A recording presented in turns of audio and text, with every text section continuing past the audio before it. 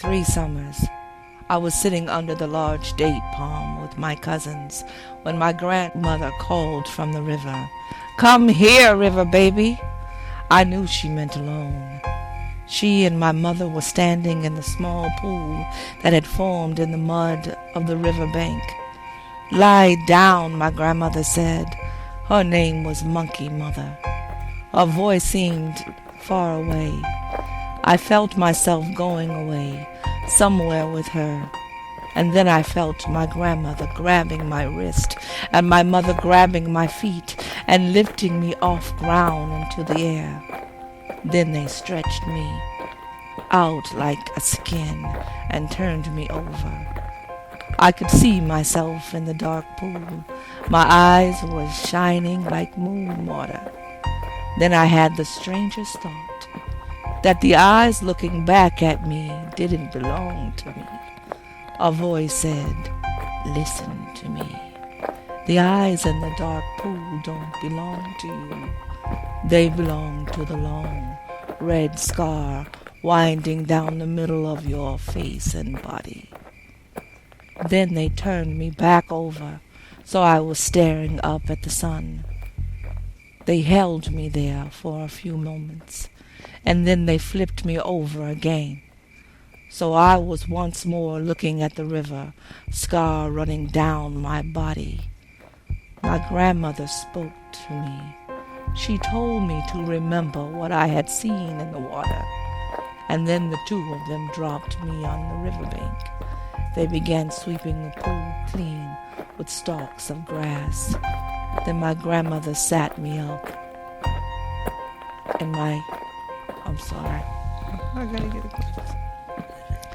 Then my grandmother sat me up. I held my head fixed so I couldn't move.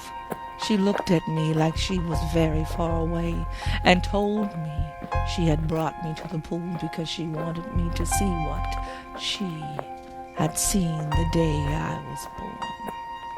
"So when you come into this world," she said, "your face was veiled with skin, and I knew you were going to be a great leader." I split the veil with the flint and peeled it back. Your eyes were looking straight at me, like they were speaking to me. A scream coiled up inside me like a snake. My hand became possessed and grabbed the flint and carved a winding river down the middle of your face and body. "Why didn't you stop your hand?" I asked my grandmother. "I couldn't. It was not my hand anymore," she said. "What does the river scar mean?" I asked.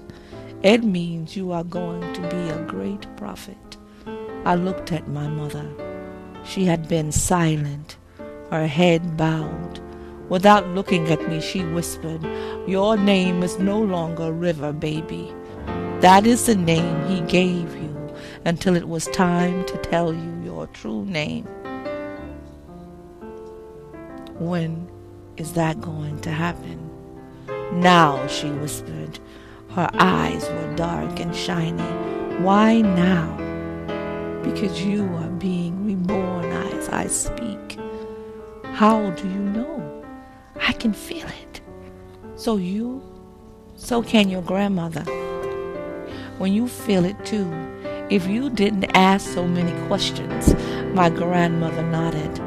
I tried to stop, but I couldn't. "What am I to be called?" I asked. "River Mother," she said. "Do you mean my children will be rivers?" "No, it means your children will be river things." "You mean water?" "No, not water." "You mean fish?" "No, not fish." "What then?" "No one knows that." As soon as she said that, I felt another body enter my body. "Who was that?" I asked my mother. "Who?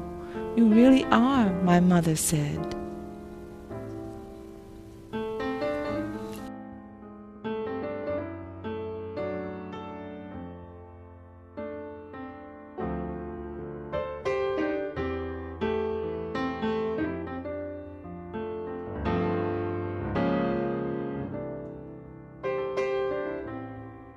His name was Run Like Cheetah.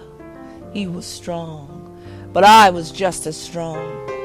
When we wrestled, sometimes I would throw him down, and sometimes he would throw me down. What I liked about him best was he was always laughing. He could run like the wind. He could start out together, but I would always fall behind.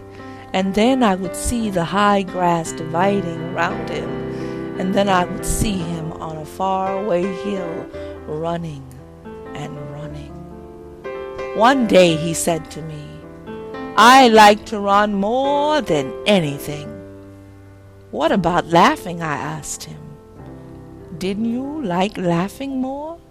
"No, I like them both best," he said, laughing. "Then why don't you run and laugh at the same time? If I walk, I can laugh, but when I am running like the cheetah, I cannot." "Why not?" "I don't know. I just can't." I asked my mother once why this was so, and she said, "When you run like the cheetah, you are no longer a boy. You are a cheetah. Cheetahs are fast, but they can't laugh. Only the human people can laugh. Watch." She began making faces and laughing, and I love her more than running when she laughs. The mother of Runs Like Cheetah was the leader of our tribe. Her name was Moon Underwater. She sat at the head of the circle of wisdom.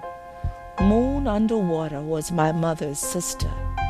After I had become River Mother Moon Underwater, told my mother to always place me in the shadows beyond the circle of wisdom whenever it met. I would sit in the shadows with my mother and listen. It was always the same. Moon Underwater would listen to each of them, but say nothing. She would listen to the mothers. She would listen to the hunters. She would listen to the healers. To each of them she would listen.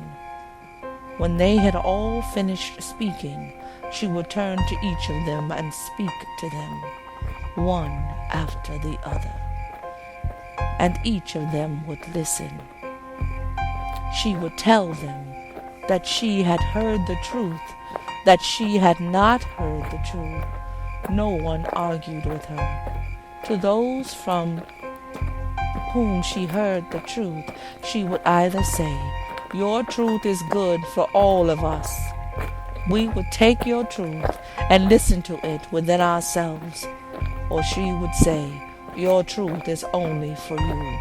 Take it within yourself and follow its path." To those from whom she had not heard the truth, she would say, "You have wandered from the path of truth. This is not good for you. It is not good for the tribe. There is darkness in your heart. It is blinding you, causing you to lose your way. If you allow the darkness to stay, it will enter your heart, the heart of the tribe. We cannot allow this to happen. You must tame the darkness, or the tribe will do it for you." Then she would leave the circle. Each time she passed me in the shadows, she would look at me as if she were asking a question. I asked my mother, "Why does Moon Underwater always look at me like that?" "She is watching you." "But why is she watching me?" "She is watching for you to catch fire."